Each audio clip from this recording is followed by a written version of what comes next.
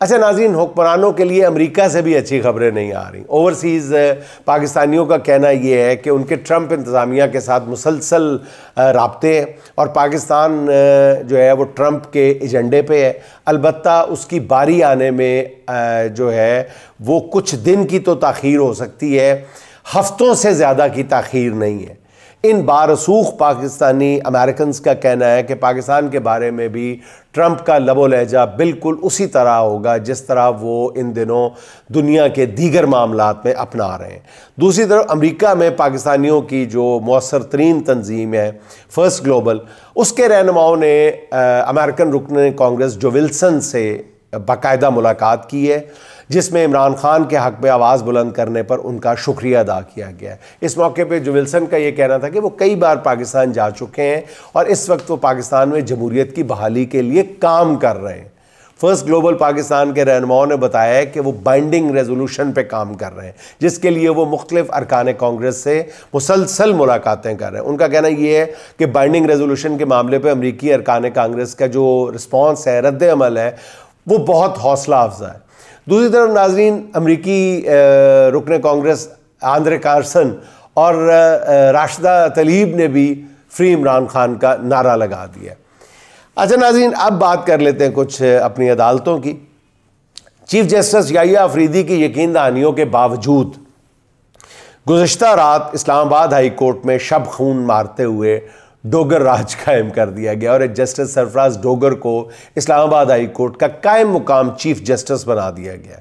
इस अपॉइंटमेंट पे आज जब अटॉर्नी जनरल साहब से सवाल किया गया कि chief justice Yahya Afridi Islamabad high court में सीनियरिटी लिस्ट से मुत्तफिक नहीं है, खुद आप भी इस मामले में चीफ जस्टिस के मौक़िफ़ के हामी थे, यानी आप भी मुत्तफिक नहीं थे, फिर भी सरफराज डोगर कैसे कायम मुकाम चीफ जस्टिस बना दिए गए?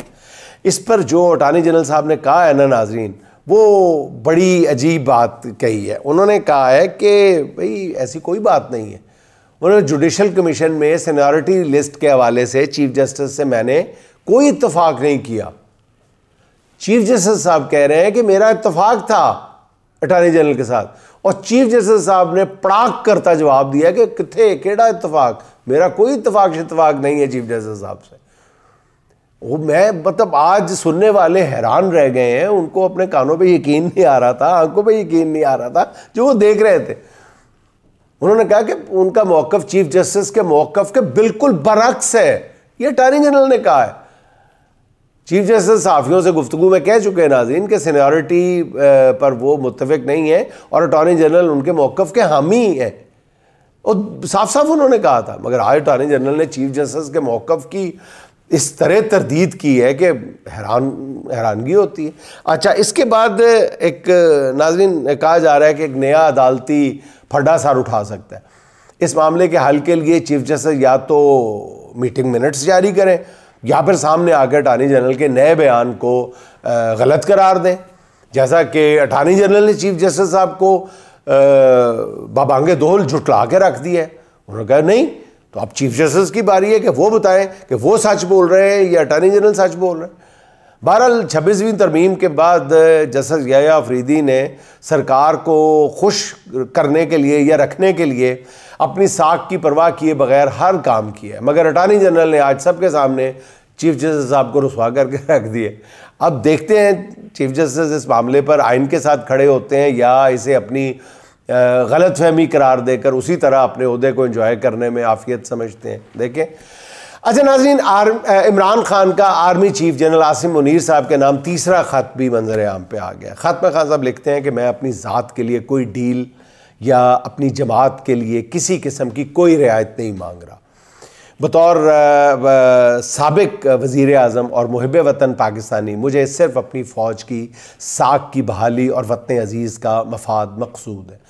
इस अमर के बावजूद कि फ़ौज दहशत गर्दी के ख़िलाफ़ जंग लड़ रही है, रोज़ाना शहादतें हो रही हैं, इस्टेब्लिशमेंट की पॉलिसियों के बायस अवाम और फ़ौज के दरमियान इस नाजुक मौके पे हम आहंगी नहीं है। मैं ISPR से कहता हूँ कि झूठा बयानिया ना बनाएं। बार बार ये कहना कि फ़ौज सियासत में मुदाखलत नहीं करती कौम की अकल की तौहीन है।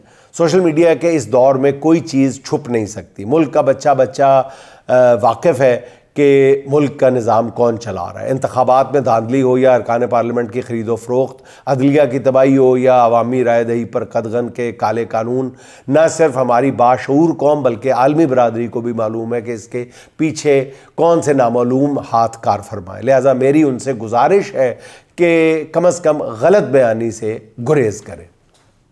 अपने ख़त में इमरान खान ने 5 निकात के ज़रिए मौजूदा मसाइल का अहाता किया है, उनके हल के लिए मशवरे भी दिए हैं।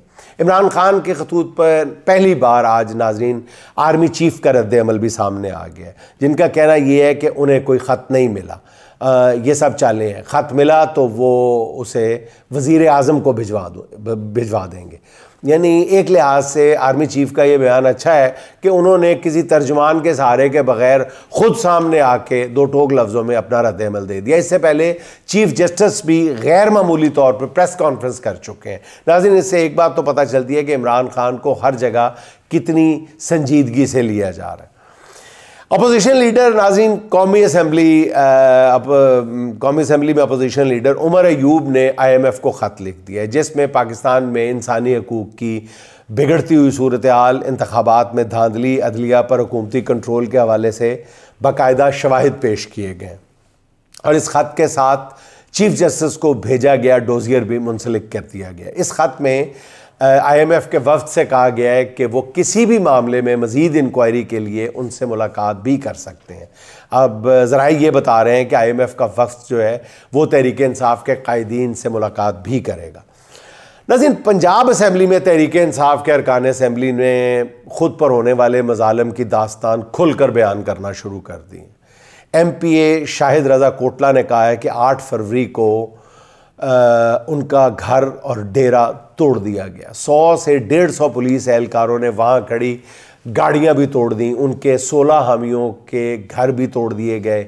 शाहिद रज़ा कोटला ने असम्बली के फ्लोर पर कहा कि हमें बता दें, बड़ी ख़तरनाक बात उन्होंने की है और मामलात की संगीनी का अंदाज़ा यहाँ से लगाया जा सकता है कि उन्होंने असम्बली के फ्लोर पे खड़े होकर कहा है कि हमें बता दिया जाए कि हमने मुसल्लह जद्दोजहद करनी है तो हम वो भी कर लेंगे।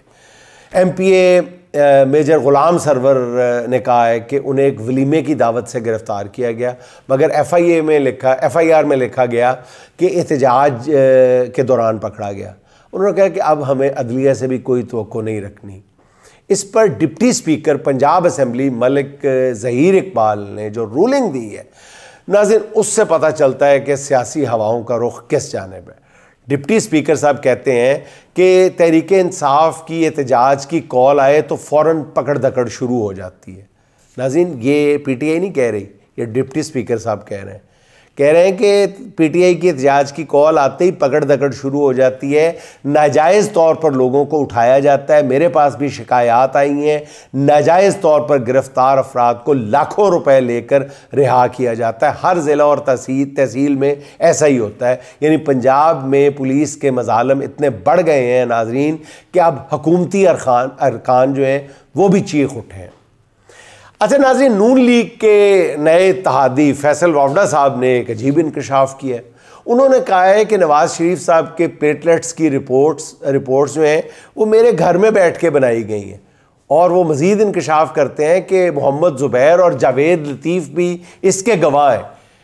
इसी TV प्रोग्राम में मौजूद मोहम्मद ज़ुबैर फैसल वावड़ा की इस बात पर मानी खेज़ अंदाज में मुस्कुराते रहे। अलबत्ता जावेद लतीफ़ इस इंकशाफ पे कुछ परेशान लग रहे थे। नून लीग के किसी तर्जुमान में हिम्मत है तो वो फैसल वावड़ा के बयान पे इसको रिफ्यूट करें, इसका रद्द अमल दें इस पे कम अज़ कम। बल्कि मेरा ख्याल है कि उनके ख़िलाफ़ पीका कानून के तहत जो है वो फेक न्यूज़ या गलत बयानी पे मुकदमा दर्ज कराएं और मियाँ साहब की बीमारी की तमाम हकीकी रिपोर्ट्स जो हैं वो अदालत में पेश करें ताकि दूध का दूध और पानी का पानी हो जाए। अच्छा नाज़रीन, पंजाब में जारी तजावज़ात के ख़िलाफ़ ऑपरेशन का मामला बहुत गंभीर हो चुका है।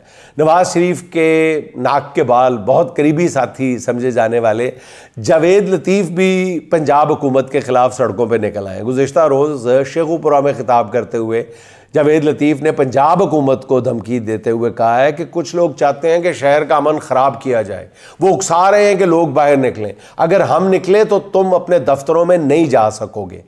नाज़रीन, अब देखना है कि शेखुपुरा में तजावज़ात के खिलाफ ऑपरेशन जारी रहता है या जावेद लतीफ़ की बयानबाजी। नाज़रीन, इखलास व वफा के पैकर सरफराज चीमा साहब की भी सुन लें, जिन्होंने अपनी गिरफ्तारी के बाद से ज़मानत की दरख्वास्त ही दायर नहीं की। जब सरफराज चीमा साहब से पूछा गया कि आप ज़मानत की दरख्वास्त क्यों दायर नहीं कर रहे, तो उन्होंने कहा कि पहले तो ज़मानत मिलनी नहीं, और मिल भी गई तो ये किसी और केस में गिरफ्तार कर लेंगे। अस्तगफिरुल्लाह, अस्तगफिरुल्लाह।